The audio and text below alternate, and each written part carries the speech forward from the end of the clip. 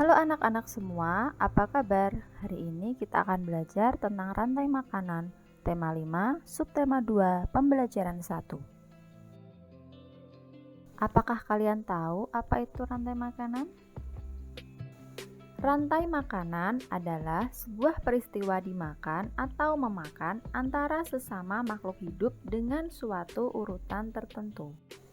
Ada 3 komponen dalam rantai makanan. Yang pertama adalah produsen, yang kedua konsumen, dan yang ketiga adalah pengurai. Komponen yang pertama yaitu produsen. Produsen merupakan makhluk hidup yang dapat menghasilkan makanannya sendiri. Kemudian komponen selanjutnya adalah konsumen. Konsumen merupakan makhluk hidup yang berperan sebagai pemakan bahan organik atau energi yang dihasilkan oleh produsen. Konsumen dibagi menjadi beberapa kelompok. Yang pertama, konsumen tingkat 1, yaitu makhluk hidup yang memperoleh energi langsung dari produsen. Contohnya hewan herbivora. Konsumen tingkat 2, yaitu makhluk hidup yang memperoleh makanan dari konsumen tingkat 1. Contohnya adalah hewan karnivora. Kemudian, konsumen tingkat 3 adalah makhluk hidup yang memperoleh makanan dari konsumen tingkat 2. Komponen selanjutnya adalah pengurai. Pengurai merupakan makhluk hidup yang menguraikan kembali zat-zat yang semula terdapat dalam tubuh hewan atau tumbuhan yang telah mati. Contohnya ada jamur dan bakteri. Salah satu contoh rantai makanan adalah rantai makanan di ekosistem sawah.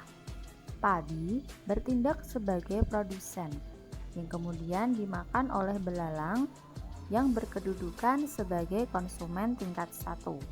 Belalang dimakan oleh burung yang berkedudukan sebagai konsumen tingkat 2. Burung kemudian dimakan oleh ular. Ular berkedudukan sebagai konsumen tingkat 3.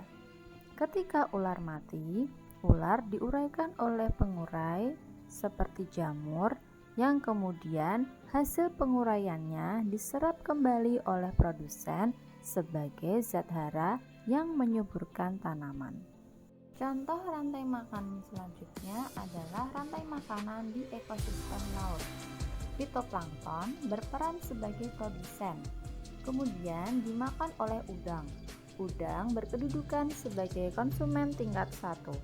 Udang kemudian dimakan oleh ikan tuna yang berkedudukan sebagai konsumen tingkat 2. Ikan tuna dimakan oleh singa laut yang berkedudukan sebagai konsumen tingkat 3.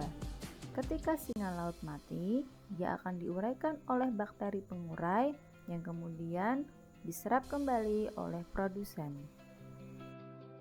Sekian pembelajaran kita kali ini. Semoga bermanfaat bagi anak-anak.